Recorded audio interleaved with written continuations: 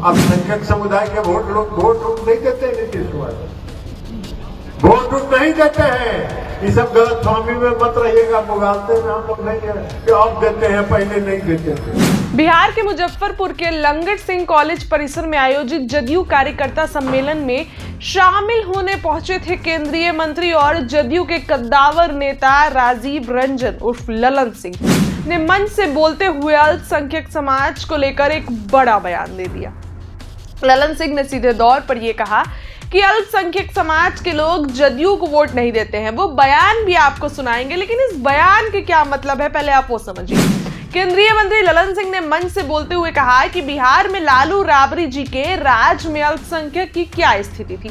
मदरसा शिक्षकों को महज 3 से 4 हजार सैलरी मिलती थी, लेकिन नीतीश राज में 7वें वेतन आयोग तक का लाभ उनको मिल रहा है। लेकिन अल्पसंख्यक समाज जदयू को वोट नहीं करता है। गलतफहमी मत पालिए, हम मुगालते में नहीं है कि पहले नहीं देते अब देते हैं। अल्पसंख्यक समाज के लोग कभी वोट नहीं करते हैं, लेकिन सीएम नीतीश सबके बारे में सोचते हैं, उनको सबकी चिंता है। ललन सिंह ने कहा कि सीएम नीतीश कहते हैं कि जिसको जहां वोट देना है देने दीजिए, हम सरकार में हैं, सबके लिए काम करेंगे। वहीं ललन सिंह ने आगे कहा कि अल्पसंख्यक समाज के लोग उन्हें वोट देते हैं जिन्होंने आज तक अल्पसंख्यक समाज के लिए कुछ काम ही नहीं किया है।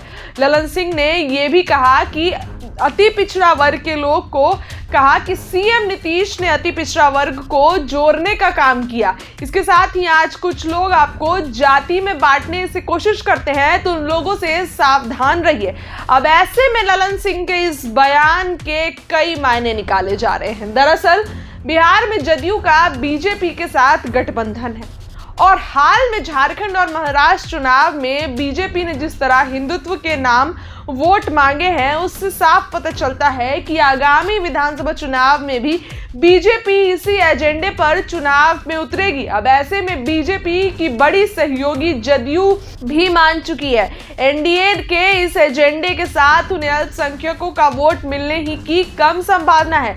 ऐसे में जदयू अब अपने सहयोगी बीजेपी के लाइन पर ही आगे बढ़ सकती है। वहीं ललन सिंह ने बीते दिनों वक्फ बोर्ड को अपना समर्थन देते हुए बीजेपी के साथ चले गए थे और कहा था कि ये बिल मुस्लिम विरोधी नहीं है। अब ऐसे में लोकसभा में वक्फ बिल पर जदयू का भी समर्थन मिलना तय है।